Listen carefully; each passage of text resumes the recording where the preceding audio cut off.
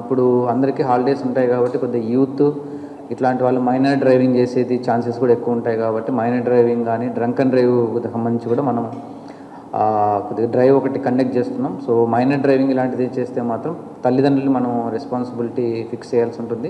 కాబట్టి అందరికీ పేరెంట్స్కి చెప్పడం ఏంటంటే ఈ హాలిడేస్ సందర్భంగా పిల్లలు ఇంటి దగ్గర ఉంటున్నప్పుడు వాళ్ళకి ఈ వెహికల్స్ 2 వీలర్స్ ఇచ్చి పంపించడం అలా చేస్తే మాత్రం యాజ్ పర్ రూల్ మనం ఏమైతే తీసుకుంటామో యాక్షన్ దాన్ని తీసుకుంటాం. కాబట్టి తల్లిదండ్రులు కొద్దిగా రెస్పాన్సిబిలిటీగా చేస్తే బాగుంటుంది. సో మైనర్స్కి ఎవరికి ఈ 2 వీలర్స్ అలాంటివి ఇవ్వకోకుండా ఉంటే సో మనం వేరే వాళ్ళ లైఫ్ని తీసుకునే రైట్స్ మనకు లేవు కాబట్టి వాళ్ళు కూడా కొద్దిగా రెస్పాన్సిబిలిటీగా బిహేవ్ చేయాలని చెప్పేసి మేము కోరుతున్నాం.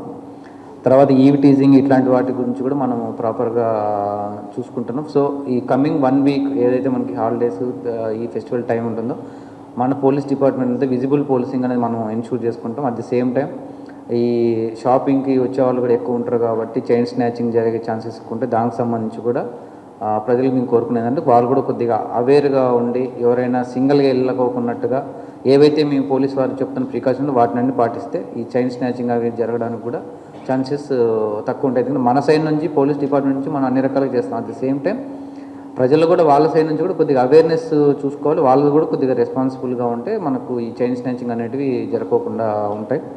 రిగార్డింగ్ తర్వాత మీకు ఈ కోడి పందాలు పేకాట ఇట్లాంటి వాటికి సంబంధించి కూడా మనము అన్ని చోట్ల ఇన్ఫర్మేషన్ మనం కలెక్ట్ చేస్తున్నాం.